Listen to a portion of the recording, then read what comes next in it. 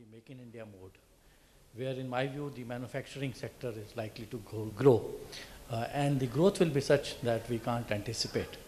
Now, whether we would still have those organic structures or we will have mechanistic structures, When I say mechanistic structures, it's more in terms of, continuity and sustainability and less of a, collaborative stuff, which you have talked about, like hiring consultants for doing the permanent kind of jobs. So that's my, question. Now, how do you view that things will turn out to be in future? Yeah, I'll attempt that, though I'm not a big expert in manufacturing. I think in manufacturing, the dynamic will be a little different when you make in India. I think from making in India, we will try to create in India. So what I mean by that is, see, today the production of a design or a prototype is considered, world over as not a very high value chain activity. I think we will soon move to designing and creating and owning those designs, which are largely, as Subrat was mentioning in the earlier part, many times crowdsourced. And then we will also make in India. That will be part of it. We will create in India and we will also make in India. And whatever we need to do to be able to do that, I think we will do. And sometimes we may have to import certain technology, we will import them. Sometimes we may have to collaborate and have mutual treaties with countries, we will do that. I think each will take its own dynamic depending on what we are making or creating is what my view would be. And just to add, because I was in this interesting conversation with two companies without naming them, who are in the manufacturing space and big conglomerates with diversified industries. So I think Make in India brings about opportunities because on one hand, I heard one company which is in the consumer space saying, because of this, they have a factory which is fully staffed only with women. And this is not in the bigger cities, which is interesting because in manufacturing to do this is not easy, but it got them there. And on the other side, there was another organization sharing that they have set up like a world-class manufacturing facility in India, which is completely automated. So with very, very, very little reliance on people. So to your point, will there be an impact? There will absolutely be an impact, but which direction the organization chooses is as varied as the two examples that I gave. So I guess it will go back to your organizations to say, which is the thrust from the business standpoint and what should that organization structure look like? Because there cannot be one answer that will actually make sense for everyone. Yeah, just a small, addition to, I think there are two trends which I believe are going to be visible. A significant increase in the SME sector activity, a very, very specialized work being done by individuals, and that could happen through various models of technology partnership, technology import, in-house technology development. But that's a sector which will, I believe, is going to boom, and you will see a lot of that, what you said is Make in India in that sector. The other sector, the paradigm is going to be a lot more difficult. The companies which are competing globally or manufacturing end products, you will see a lot more adoption of technology and replacement of some of the manual activities through things like robotics, and that creates a very different challenge at the workplace. I think one of the things in manufacturing which is changing, because we service a lot of manufacturing customers, is the profile of the workforce, and you touched upon that. I think that is another change which manufacturing has to get used to handling, is a very, very diverse workforce compared to what was there in the past. Now, I'd like to move to the next question. This is from Mahendra Singh, Holistic. So I'll read it out. Oh, you go to mic. Okay, go ahead. Panel is, like when we are looking for economic growth, definitely there is a growth for the employees also. So considering the next 4 and 5 years from future point of view, what will be the unique methods to be giving benefit of growth to employees? So is it really about the changing face of rewards and company benefits? Right. Considering from future point of view. Thank you. Towards Anand, your forte. So since I said that, the nature of workforce is going to be more just in time, I think the nature of rewards will turn to be more project to project, outcome to outcome, and less driven by calendar.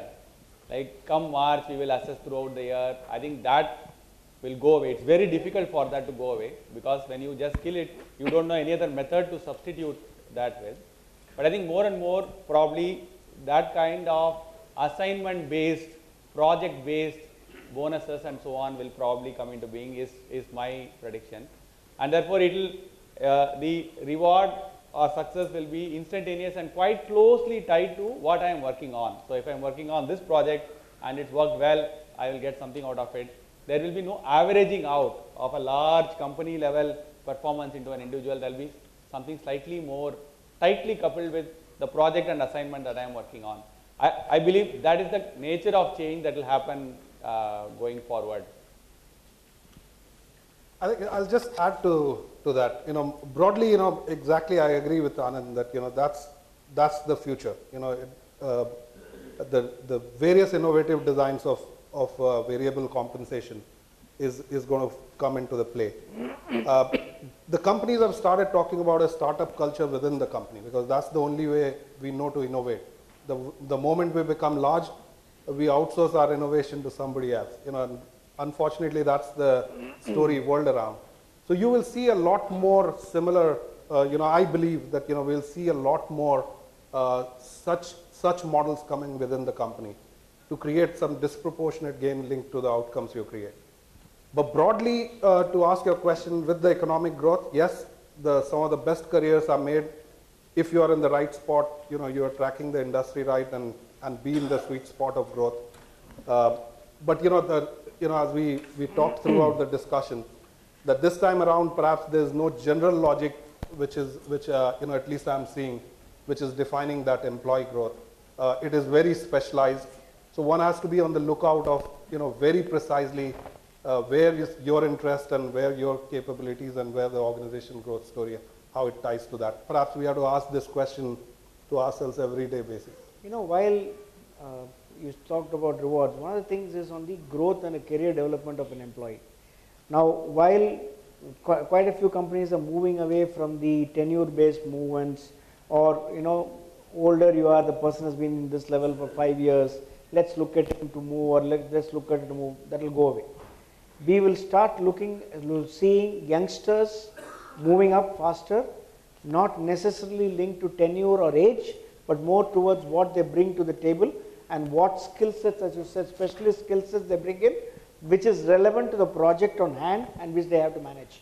So you will find more leaders emerging from the young workforce, not necessarily based on tenure or levels, but based on the specialist skills they bring in and the potential they bring in.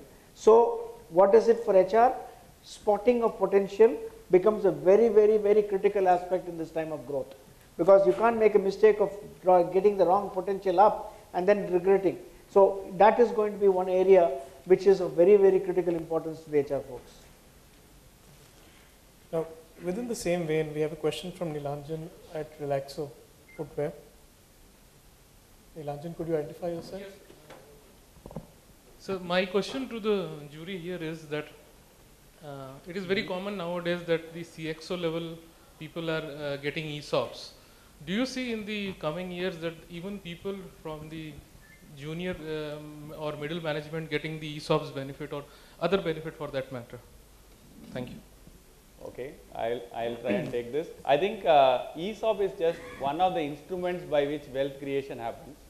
There will definitely be wealth creation plans, but whether they are ESOPs or not depend on the attractiveness of ESOPs in different countries, your incorporation structures, all those will really decide ESOPs.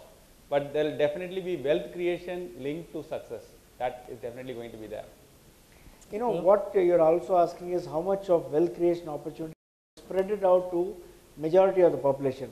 It all depends upon how the management of each organization looks at it. And I can say that over a period of time, I spoke about transparency and all that earlier, and the right for information. If they start finding that only a few people are getting ESOPs, you will not be able to keep those employees with you. So you, by force, Any wealth creation opportunities, in this case what your example is ESOPs, will have to be spread out. Let me give an example from my own experience. In 2000-2001 when Spectramind was formed and we had ESOPs, we had covered actually ESOPs up till the supervisor level, amongst the only companies across which did that, till about 500 and 600 people are covered out of say 1500 or 1800 people. So when Wipro took us over, the wealth creation opportunity was spread to multiple levels of people, ranging from about a year's salary to 2 years salary, which at that stage was a huge number for them. And that was more because of what we thought as a team to say that we should spread our wealth across. But it all depends upon that. Now that was more out of what we thought as a philosophy. It will become a reality and necessity now if you are not going to share your wealth across with your employees. But there are two sides of the coin, I would think, on ESOPs, because I've been in conversations with senior executives as well, where if it's wealth creation, it's always long term, right? Usually there's a vesting schedule, 3 years, 4 years, and it's cultural that in India many times where people would be like, while there's a huge opportunity to earn, they can't wait.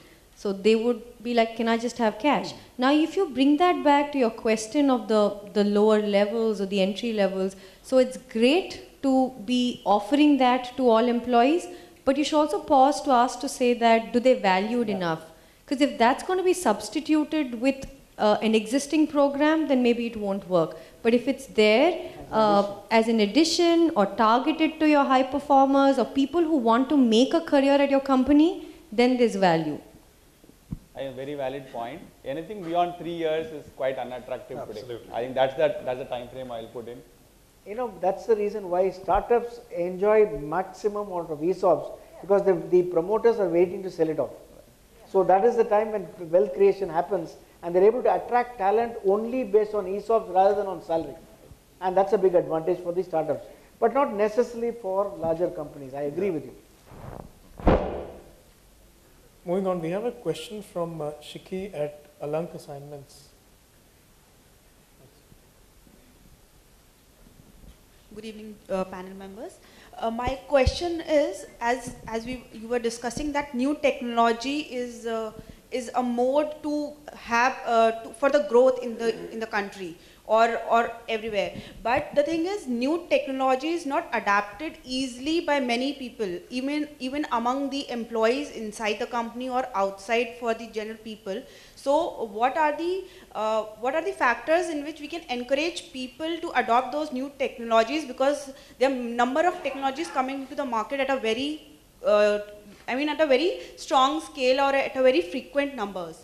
So how can we encourage people in that case to adopt new technologies so that the workforce can work better? I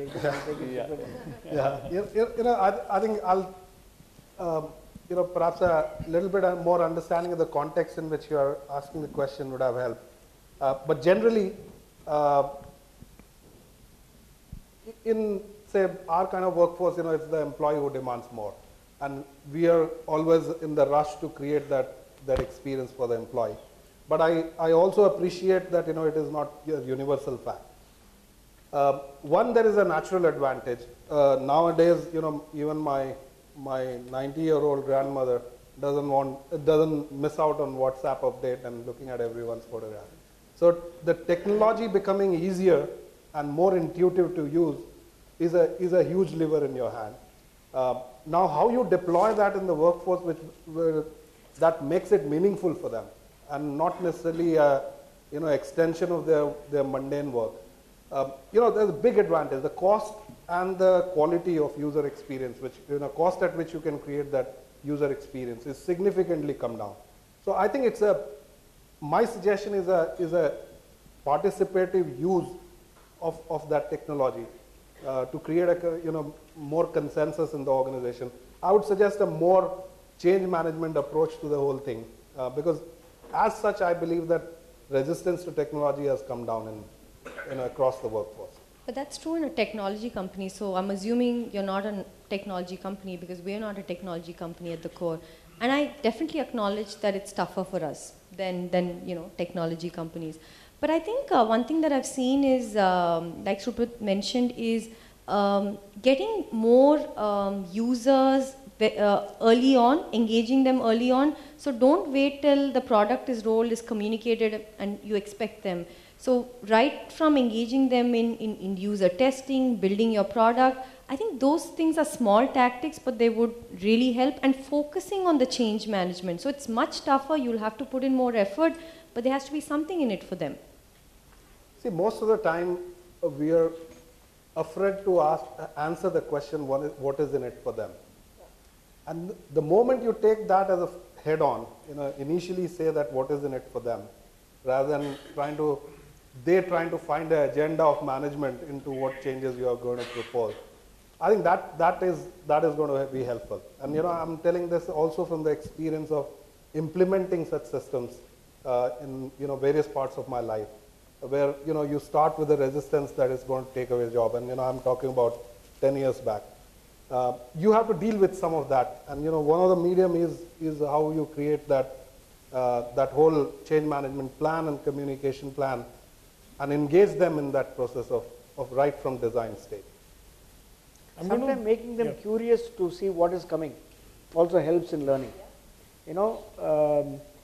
For example, within the HR team now I have a WhatsApp group, and WhatsApp is used more for personal use, but now we have started using it on trying to identify hiring potential, looking at what is happening, and keeping a constant touch with each other, and that helps a lot. So I'm saying that make them curious about what's coming. For example, we created some apps within the organization.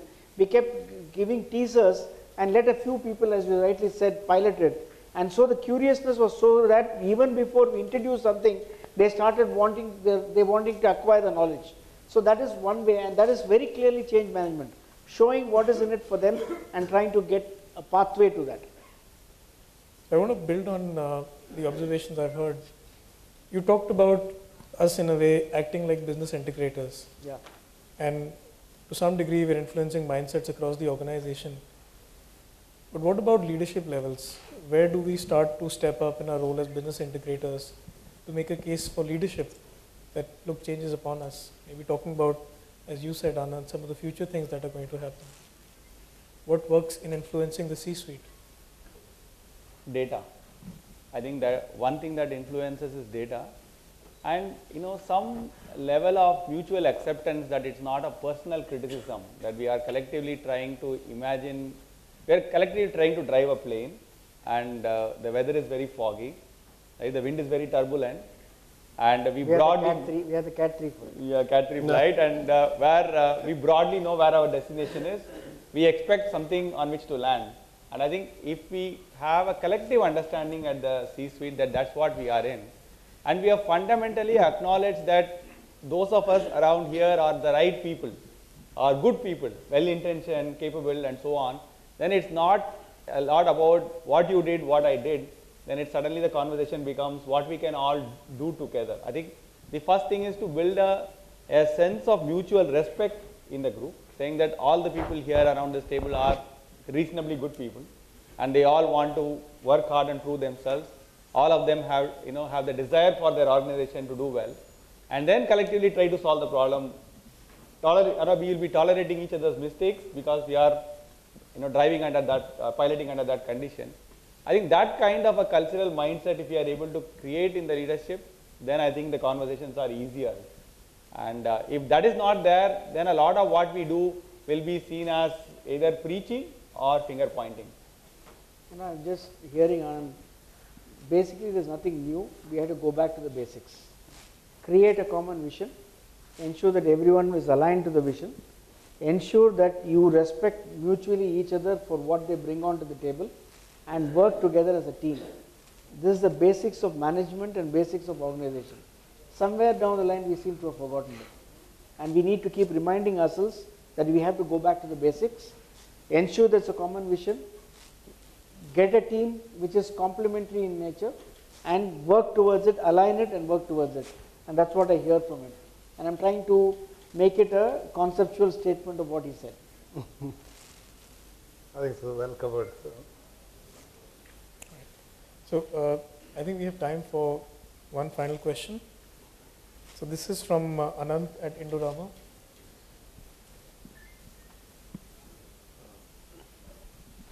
question is very simple and it's aimed for Mr. Varadarajan. In the times when employee cost is going up and your industry is very competitive, how do you manage the cost? Because you cannot raise the prices and you have to run the business. So what is the way how do you follow that? We have, our entire organization rests on 3 pillars of what we call as the DNA of our organization. Foremost is service excellence, okay, ensuring that we give the right service to our customers, excelling in whatever we do. Second is operational excellence, which is basically ensuring your processes work, your operations work to the T, and we keep improving. Excellence always means continuous improvement. The third pillar on which we rest is cost leadership. We are an organization who are extremely stringent on the way we manage cost. Being a startup, we have a big advantage. We don't have legacies to manage. We are able to manage it extremely well. And over the period of time, we have found, being in Vistara, that employees are not looking only at salary as a criteria for what they want to be engaged in an organization for. For example, one of the biggest pulls which we had for employees, we are not the best pay masters. Okay? We will never be the best pay masters. But people still join us because there is a brand attached to it. One, the biggest advantage of a parenthood, which is Tata's and Singapore Airlines. Second thing they believe is that there is an opportunity for growth and they will be treated fairly for growth.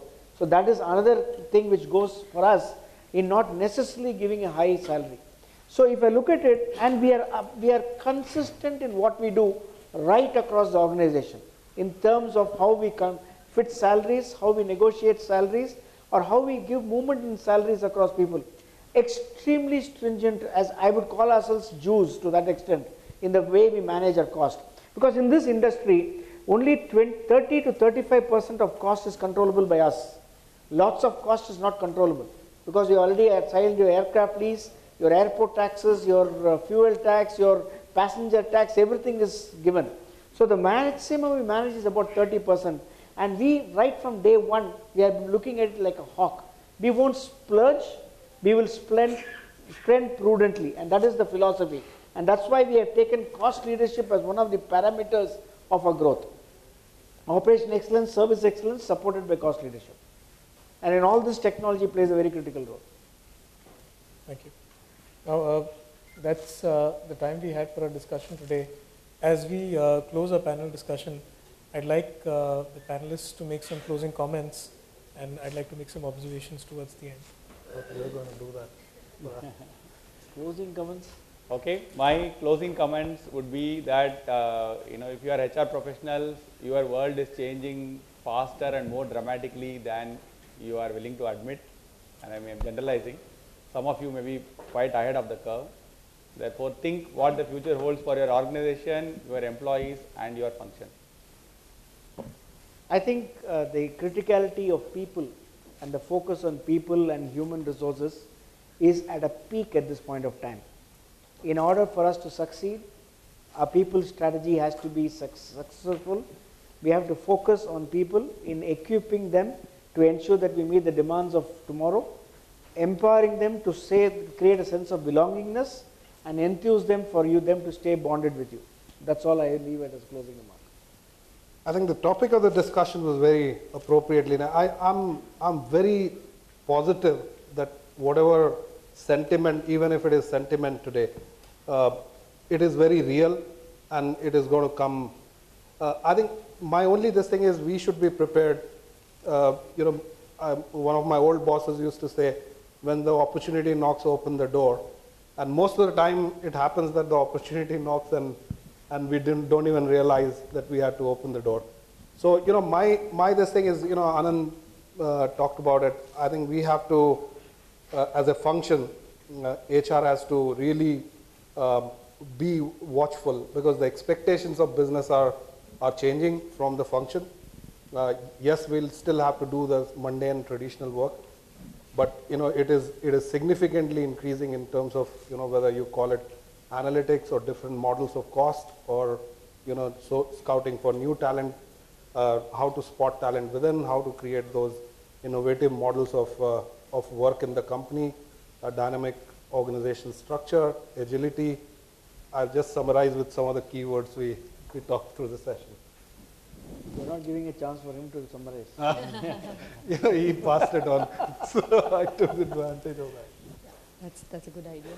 I think nothing very simply put, Rohit. It's I think HR is center and square of driving and charting this course to growth. So I would say, like, my message is that we have a responsibility as a collective function, by choice or without choice, but it's a very, very important role. And I was just thinking, because we have Raja here on the pilot and analogy, while we may not be the pilot, but I surely do think we're the co-pilot to the least. So take on that responsibility, and I'm sure we'll do wonders. Thank you. As I'm sitting at the end of this panel discussion, a song from the baby boomers generation comes to my mind, and some of you may know this song by Bob Dylan. The times they are changing. Yeah. And the fact is, when you look through the lyrics of the song, it seems as relevant today as it seemed then. And that's the nature of our world we're living in. The times, they'll always be changing. So what message do we take across this time when we're going to be asked to manage employee growth, maybe look at organization design, knowing that change is always going to be going on, the times they are changing. If you could take one message from this panel, I would recommend you take the message that this time it's different. It's not going to be with a broad brush. It's not going to be a rising tide that lifts all boats. It's not going to be expectations that got set when you had this once in a lifetime economic opportunity for India. It's going to be different this time. And that's the message I'd like you to take back. As you talk to your colleagues, as you talk to people in the C-suite, as you talk to the stewardship, the leadership you provide to the people in the organization, make sure they know that this time it's different. And on that note, I'd like to thank all of you for your participation. Over to you, Ivan. A big round of applause for the panelists, please. Thank you very much, panelists, for the enlightening discussion and for sharing your views with us. I'm sure each one of us is taking back a lot of valuable insights. A special thanks to all the participants as well for being such an interactive audience. I now invite Mr. Rajeshwar Mukhopadhyay, AVP Shine.com, to present a token of appreciation to our esteemed panelists. Starting with Mr. Anand.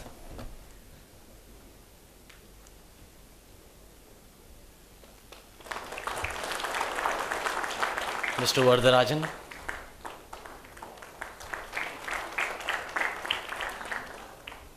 Mr. Chakravarti.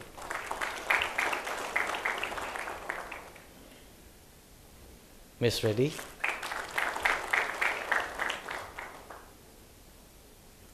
And Mr. Rohit Rajput.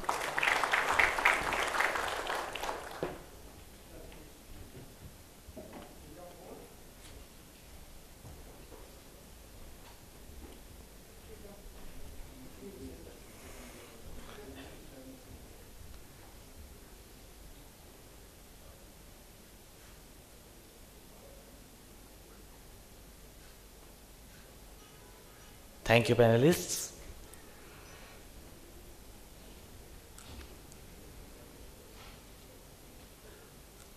You may please take your seats off the stage now. Ladies and gentlemen, please fill the Mahindra contest form inserted in your kit. At the end of the conclave, a winner will be announced who will win a chauffeur-driven car ride for the full day. Please do not forget to drop your card at the Mahindra stall outside. I would like to thank all our sponsors now. Mahindra Corporate Mobility Partner, Radisson Blue Noida Hospitality Partner. Our event partners are Finlay's Consulting, Ganga Group of Institutions, Mansarovar Consultancy Services. Thank you all for attending the conclave. Please join us for drinks and dinner. Thank you.